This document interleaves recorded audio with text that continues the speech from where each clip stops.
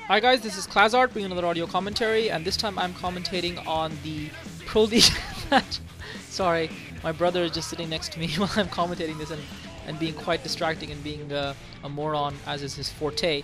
Anyway, this is going to be Cal versus Fantasy. This is game 1 of the STX Seoul versus SKT1 Pro League matchup played a couple of days ago, and it's going to be on Destination. I'm actually looking forward to this matchup, and again, I talked to you guys a little bit last time about how the coaches decide players, which player is going to play against which player. They basically know the maps beforehand, and they decide which player they want to put on which map. And I always find it interesting how the coaches strategize this. And here on this matchup, last time we saw the SKT1 coach put Bisu on Destination, and he went up against a Terran player and beat him quite comfortably. This time the SKT1 coach has chosen to put out Fantasy on Destination, and as we know, Destination is an interesting map.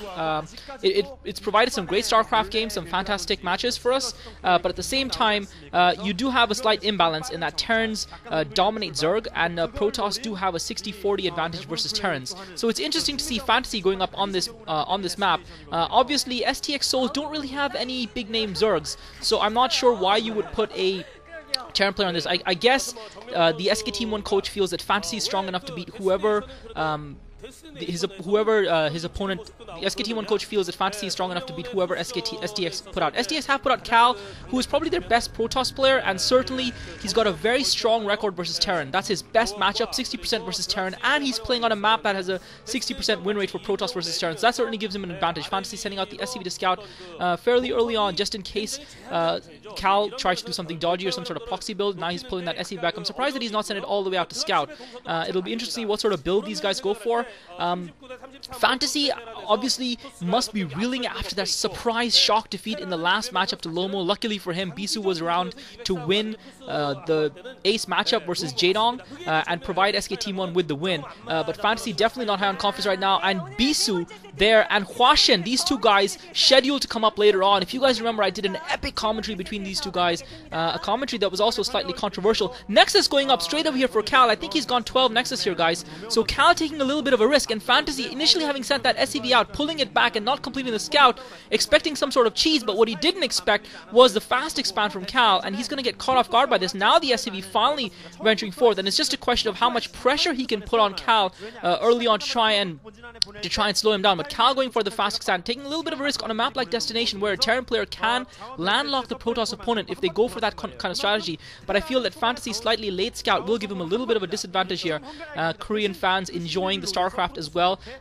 Fantasy's SCV just now coming in, Gateway going up for Cal, meanwhile, along with the Assimilator. I'm sure he's seen the Nexus going up. He hasn't started up his factory yet. He's only just now beginning his factory, so he's in no position to put pressure on Cal, and that straight away gives Cal an economic advantage. I feel Fantasy is going to have to go for some sort of a tech build here and put some pressure on Cal. Anyway, I was talking to you guys a little bit about Bisu versus Huashen, which is scheduled to be, I believe, game 3 or 4 of the matchup between these two teams today. Should it go that far? Should it go past? I think it's going to be game 3. I don't think you would risk putting Bisu all the way in game 4 and risk your team losing before he can even get into play.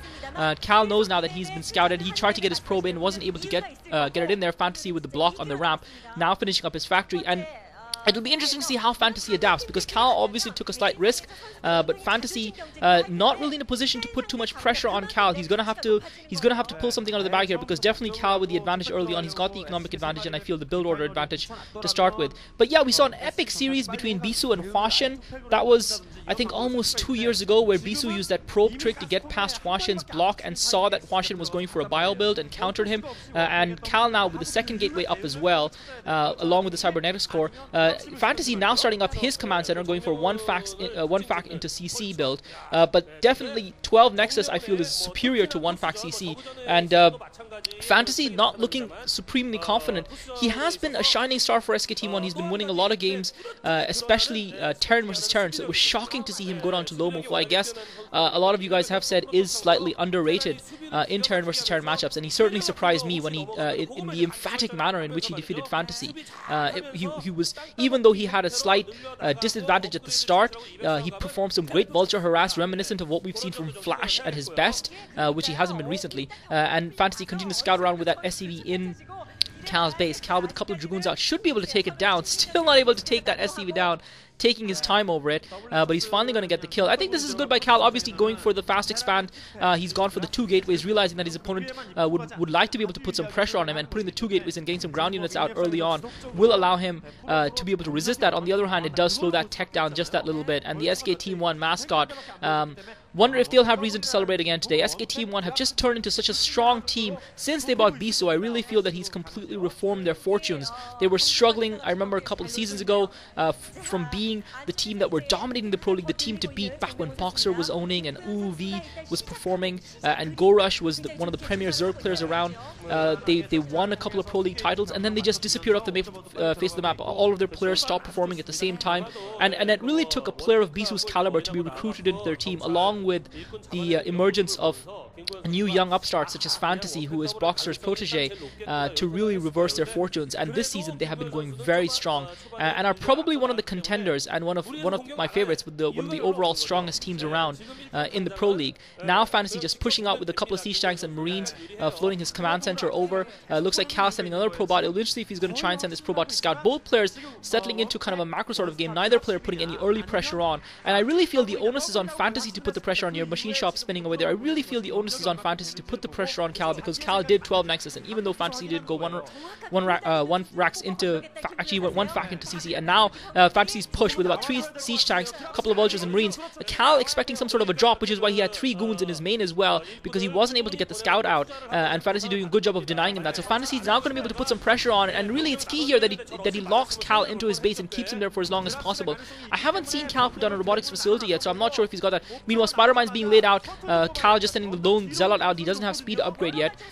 His Fantasy's teammates, Boxer, watching intently alongside. I'm not sure who the other player was from SKT1. Robotics support bay is going up for Cal, and Fantasy now is going to actually set up on that ridge just behind Cal's base, and I'm not 100% sure if he can actually shell that assimilator. He's actually going to circle around the back, and he's going to shell the natural expo mineral line. Meanwhile, Starport going up. So this is clever by Fantasy. He doesn't. Although I personally feel that shuttle coming in as well. Fantasy does have those couple of marines to ward that shuttle away, and these Zealot bombs are going to be absolutely crucial here. Shuttle not able to get a drop off.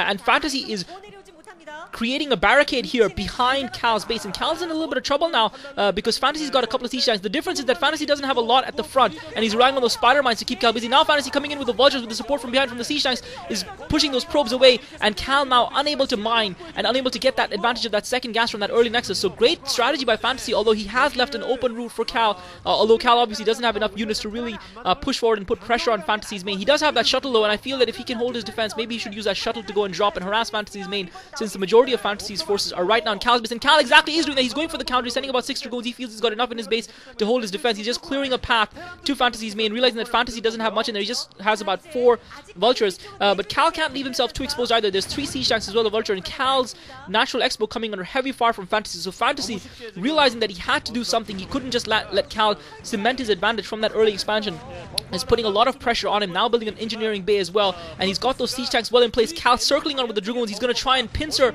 Fantasy forces. I thought he was going to go and put pressure on Fantasy main, but obviously he wasn't able to do that. Now Cal coming in, he's going to lose a couple of dragoons to vultures straight away. He loses 2 of the dragoons. He's lost 4 dragoons already, but he's closing in with those siege tanks. 2 of the siege tanks get taken down. The vultures in the battle as well, but he is going to be able to take this down. I feel Cal drops a Reaver as well. Reaver shot hits the siege tank, and he's going to break this emplacement of Fantasy's behind his base, and you've got to feel that that's going to give Cal a huge advantage, because Fantasy has lost a whole load of forces there, and that